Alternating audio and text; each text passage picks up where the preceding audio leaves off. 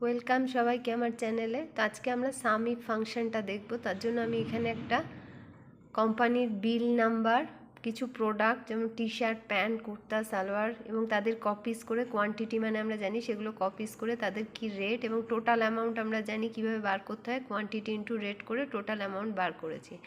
এবার যদি এখানে কোনো প্রোডাক্ট দেখো দুবার করে আছে, সেই প্রোডাক্টগুলো যদি আমি শুধু সেই প্রোডাক্টগুলো কত টাকা লেগেছে যদি দেখতে চাই, সেক্ষেত্রে আমরা এখানে সাম ইফ ফাংশন করব। তো এখানে আমি প্যান্টসের টোটাল প্যান্টস যতবার কিনেছি, এখানে একবার, দুবার, তিনবার, চারবার, শুধু প্যান্টসের টোটালগুলো দেখতে চাই, সেই ক্ষেত্রে কিন্তু আমরা সাম ইফ ফাংশনটা লাগাবো।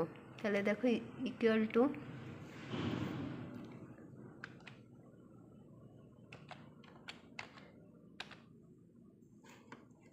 ইজিক্যাল টু সাম ইফ ফাংশনটা লিখেছি, ফার্স্ট ব্র্যাকেট দিয়ে দেবো। ফার্স্ট ব্র্যাকেট দিয়ে আমরা প্রোডাক্টের যে সেলটা এটাকে আমরা সিলেক্ট করে নেব। তো এখানে B5:B15 হয়ে গেছে, কারণ প্রোডাক্টের সেল অ্যাড্রেসটা আমাদের বিতে আছে এবং B5 থেকে স্টার্ট, B15 শেষ, কমা। এবার যদি আমরা এখানে শুধু প্যান্টসটা দেখতে চাই, তাহলে ডবল কোটেশনের মধ্যে আমরা প্যান্টসের দামগুলো দেখব। এবার প্যান্টস লিখে দিলাম, কোটেশন শেষ করলাম, আবার কমা দিলাম।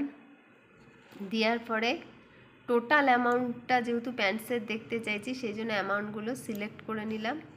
করে নেওয়ার সঙ্গে সঙ্গে এখানে টোটাল অ্যামাউন্ট যেহেতু সেলে আছে, সেটা E5 to E15 আছে বলে লেখা পড়ে গেল। এবার আমরা ব্র্যাকেটটা ক্লোজ করে এন্টার করলে এখানে দেখাচ্ছে 14,200, মানে টোটাল